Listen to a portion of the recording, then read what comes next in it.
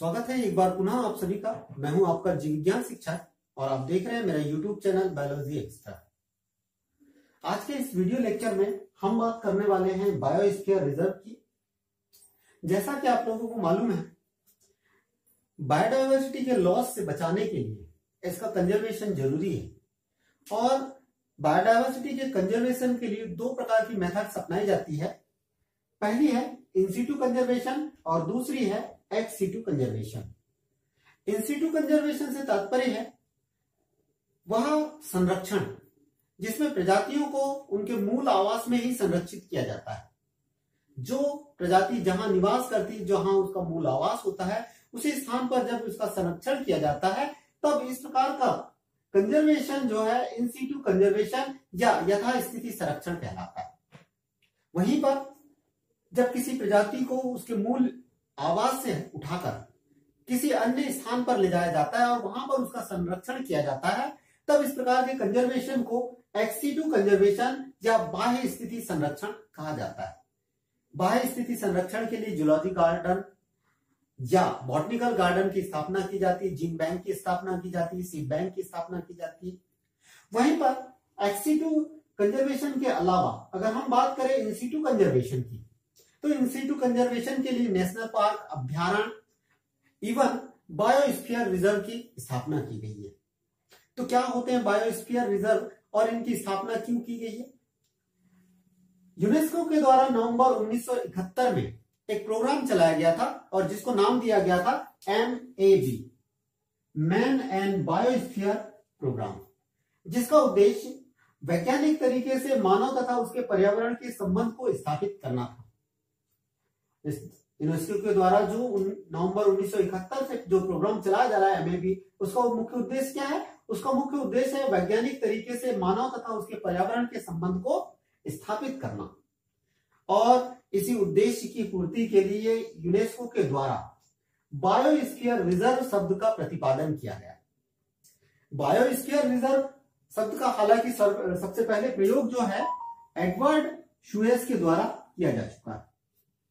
Edward shoes के ऐसे पहले व्यक्ति थे जिन्होंने बायोस्फीयर रिजर्व की शब्द को इस्तेमाल किया था। क्या होते हैं बायोस्फीयर रिजर्व? बायोस्फीयर रिजर्व ऐसे प्राकृतिक स्थल होते हैं जहां पर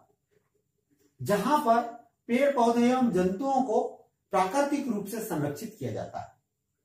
अगर हम परिभाषित रूप से देखें तो जैव आरक्षित क्षेत्र या बायोस्फीयर रिजर्व ऐसे प्राकृतिक स्थल होते हैं जहां पर पेड़ पौधे एवं जंतुओं को उनके प्राकृतिक आवास में कम से कम प्रभावित, मानव द्वारा रूपांतरित एवं अवनति प्राप्त पारिस्थितिक तंत्रों या वन्य जीवों को सुरक्षित रखा जाता है। यहाँ पर समझने की बात केवल इतनी है कि ये ऐसे प्राकृतिक क्षेत्र होते हैं जहां पर विभिन्न प्रकार के पादप को, जंतुओं को, वन्य प्राणियों को, इवन वहां पर निवास करने वाली मानव समुदायों को भी संरक्षित किया जाता है।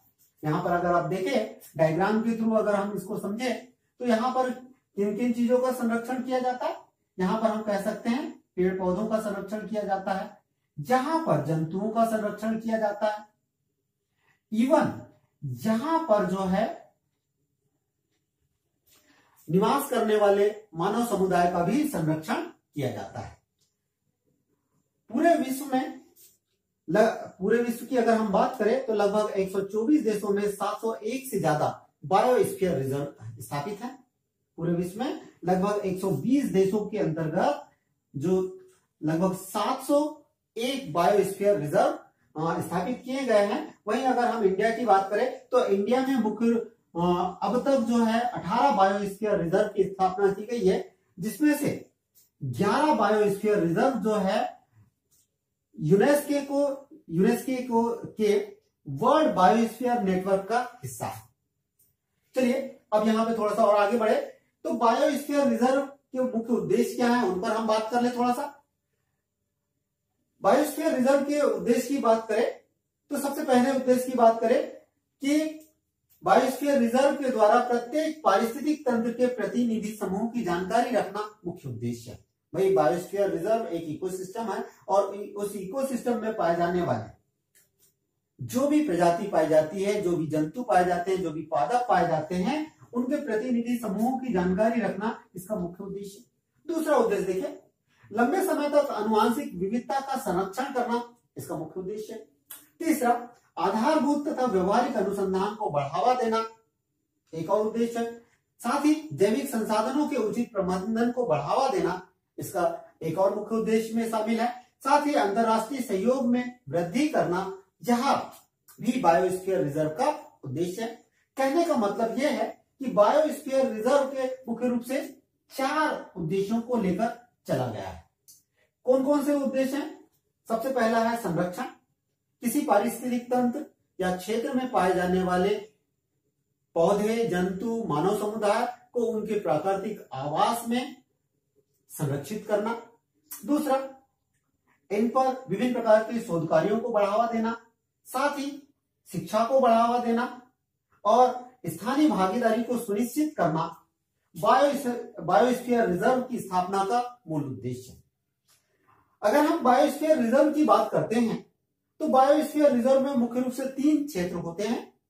सबसे पहला क्षेत्र होता है सेंट्रल कोर, या जिसको हम कोर जोन कहते हैं या सेंट्रल एरिया कहते हैं। यह ऐसा एरिया होता है जहां पर किसी भी प्रकार की मानवीय गतिविधि का निषेध होता है, अर्थात यहां पर कोई भी मानवीय गतिविधि नहीं होती है, अर्थात यहां पर पाए जाने वाले प्राकृतिक संपदा को उनके प्राकृतिक आवास में बगैर मानवीय हस्तक्षेप के संरक्षित किया जाता है। इसके बाहर का जो क्षेत्र होता है, इस बाहर के क्षेत्र को बफर जोन कहा जाता है और बफर जोन जो है यहां पर सीमित मानवीय क्रियाकलापों की परमिशन दी जाती है। यहां पर आप अनुसंधान को बढ़ावा दे सकते हैं, शिक्षा को बढ़ावा दे सकते हैं, साथ ही यहां पर जो है टूरिज्म को बढ़ावा दे सकते हैं। ऐसे सीमित मानवीय जो क्रियाकलाप हैं उनको यहां पर बढ़ावा दिया जाता है, लेकिन इस शर्त पर कि वहां के प्राकृतिक आवास को किसी भी प्रकार की क्षति नहीं पहुंचेगी। बफर जोन के बाद का जो हिस्सा है वह मैनिपुलेशन जोन कहलाता है। मैनिपुलेशन जोन वह जोन होता है जहां पर अत्यधिक मानवीय गतिविधि होती है। यहाँ पर मानवीय गतिविधि होती है, यहाँ पर हो सकता है समुदाय निवास कर रहे हो, बस्तियां होती हो। तो मुख्य रूप से बायोस्फीयर रिजर्व के मुख्य रूप से 3 जोन है। सबसे पहला कोर जोन, बफर जोन और तीसरा जो है वो है मैनिपुलेशन जोन। चलिए अब हम बात करते हैं इंडिया में पाए जाने वाले बायोस्फीयर रिजर्व की। जैसा कि मैंने आपको बताया, भारत में 18 बायोस्फीयर रिजर्व हैं, जिनमें से 11 biosphere reserve world biosphere network का हिस्सा है। भारत में सबसे पहला बायोस्फीयर रिजर्व 1986 में नीलगिरी बायोस्फीयर रिजर्व को बनाया गया था। भारत में पहला जो बायोस्फीयर रिजर्व है 1986 में नीलगिरी बायोस्फीयर रिजर्व को बनाया। भारत में पाए जाने वाले बायोस्फीयर रिजर्व की, तो जैसा कि मैंने आपको बताया है, भारत में कुल मिलाकर 18 बायोस्फीयर रिजर्व की स्थापना की गई है, जिनमें से सबसे पहला जो बायोस्फीयर रिजर्व है वहां नीलगिरी बायोस्फीयर रिजर्व है, जो लगभग 5520 वर्ग किलोमीटर क्षेत्र में फैला हुआ है और इसकी स्थापना जो है 1 अगस्त 1986 को की गई थी। नीलगिरी बायोस्फीयर रिजर्व कर्नाटक, केरल तथा तमिलनाडु में स्थित है। इन तीनों के क्षेत्रों को मिलाकर नीलगिरी बायोस्फीयर रिजर्व की स्थापना की गई है। यहां पर एक बात आपको समझना पड़ेगा कि बायोस्फीयर रिजर्व ऐसे स्थान होते हैं जहां पर सेंचुरी भी हो सकती है, नेशनल पार्क भी हो सकते हैं या अन्य दूसरे क्षेत्र भी इसमें शामिल हो सकते हैं। चलिए आगे हम देखें।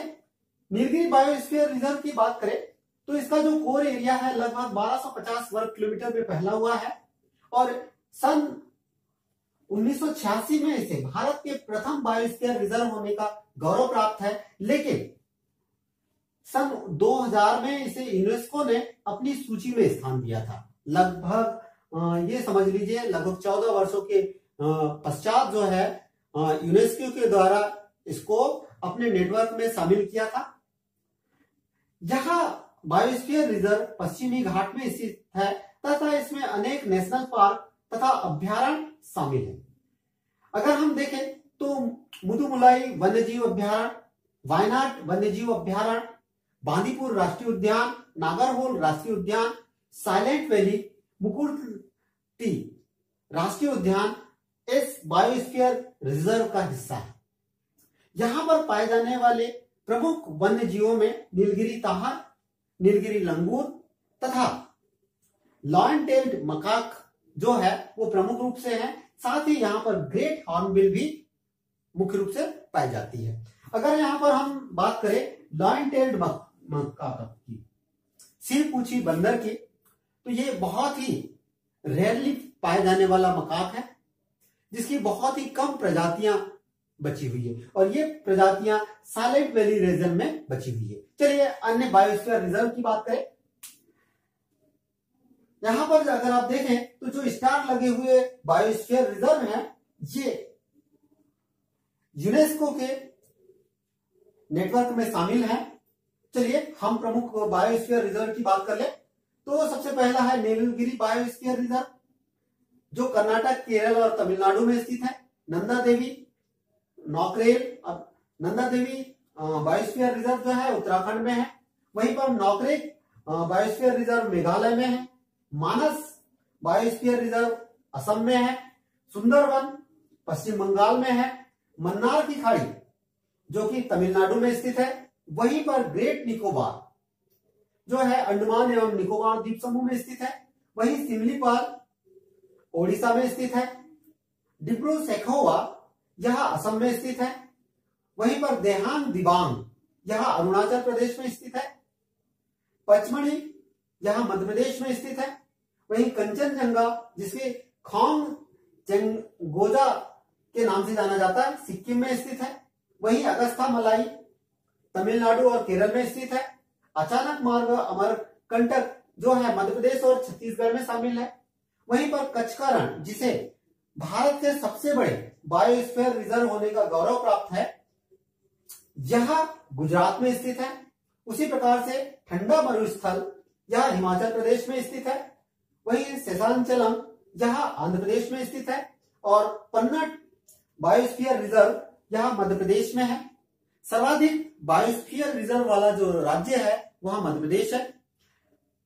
तो इस प्रकार से हमने देखा कि बायोस्फीयर रिजर्व क्या होते हैं और उनके क्या उद्देश्य होते हैं और भारत में कितने बायोस्फीयर रिजर्व पाए जाते हैं। उम्मीद करूंगा कि यह वीडियो आपको पसंद आया होगा। यदि यह वीडियो पसंद आए तो जरूर इसे शेयर करना ना भूलें। फिर मिलते हैं एक नए वीडियो के साथ, तब तक के लिए नमस्कार।